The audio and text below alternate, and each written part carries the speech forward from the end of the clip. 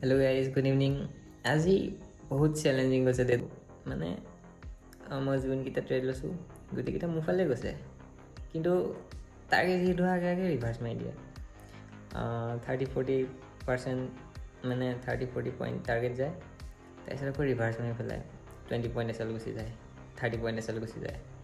মোৰ টাৰ্গেট আছিল 60 point, 50 point, 99 পইণ্টৰ। বাৰে প্ৰতি 42, 33, 28 এনেকুৱা টাৰ্গেট যায়, তাৰপিছত গৈ পেলাই আকৌ এছ এল গুচি যায় 10-20 পইণ্টৰ।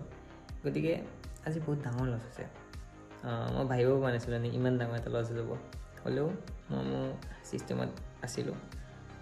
গতিকে লছ হৈছে যদিও আজি লছ হোৱা দিন, গতিকে ইমান যুঁজি লাভ নাই। আজি 8টা ট্ৰেড কৰিছোঁ, আজি অভাৰ ট্ৰেডিং হৈ গৈছেগৈ, চাইক'লজিত ডিষ্টাৰ্ব হৈছে।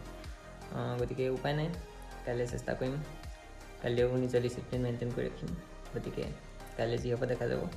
এইটো হোৱাটো হৈ গ'লে, কিন্তু মোৰ ফালে গৈছে, মোৰ যোনটো চাইডে ট্ৰেড লৈছোঁ সেইফালে গৈছে, তাৰপিছত ৰিভাৰ্চো গৈছে। সেইটোত মানে অলপমান বেয়া লাগে, কাৰণ মই যোনটো চাইডে বাইক বনাইছোঁ সেইটো চাইডে গৈছে, তাৰপিছত আকৌ ৰিভাৰ্চ মাৰি দিছে। গতিকে আজি মন চন ইমান এটা ভাল নহয়। গতিকে বহুত ডাঙৰ ডাঙৰ লছ আছে যেতিয়া, গতিকে কাইলৈ কাৰণে আপোনালোকক অল দ্য বেষ্ট, আৰু ময়ো নিজে সাজু হওঁ। গতিকে থেংক ইউ।